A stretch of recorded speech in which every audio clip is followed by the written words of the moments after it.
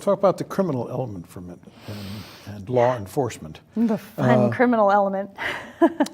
The feeling is, well, it's not a feeling, but it's been said a lot, that with the release, the early release program has brought people into the community, put them on probation. They were originally in jail or in prison. And because of overcrowding, the decision was made not to build more prisons, but to develop a new program, which they did. But it also did bring people who had a criminal history back into the community. And there's a feeling that sometimes it's well known who is being a criminal, but there's nothing that can be done with them because they can't send them back to prison. Among other reasons, because what used to be a felony is now Misdemeanor. a misdemeanor. Yep. We voted for that, by the way. Right. Under the guise that it was safer schools. So, yeah. So how does the city work with law enforcement, with its own law enforcement agencies, to try to remedy some of this? So that's a great question, and something that, again, I'm going to go back to policy.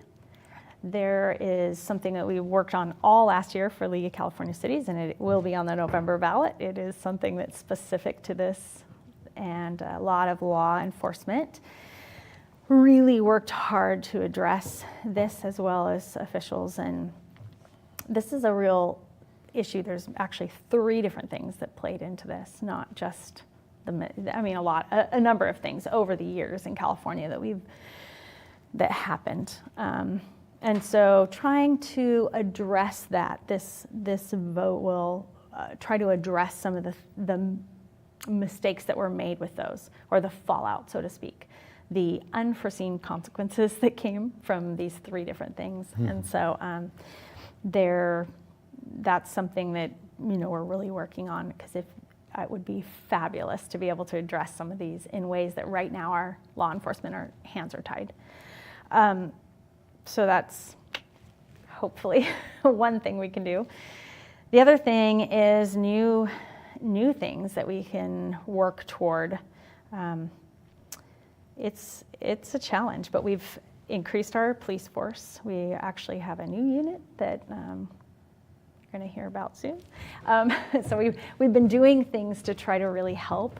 We actually put someone on the waterfront, got an officer specifically for that. We have a number of places that we've identified our specific issues. We have our POP team that now is part of this community. We have our abatement. Oh man, our vehicle abatement team has been amazing, and that's all volunteer. And how many vehicles that used to just be abandoned vehicles all over, stolen and abandoned vehicles all over our city? Have you noticed the difference?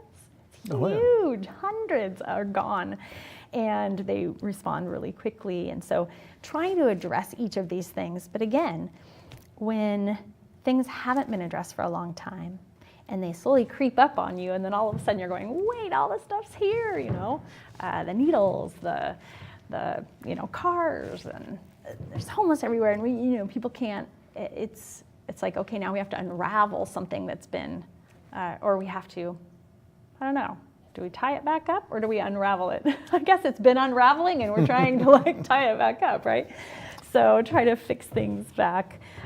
It takes time. It's been a lot of delayed maintenance, really, in a number of areas. So that's something we've been really working on, and our police chief has done a great job. I think Andy Mills started working really hard on some of those things, and then Steve Watson, our chief of police, is just wonderful, really working hard to come up with things that we can do as a city, and it's been awesome to work with.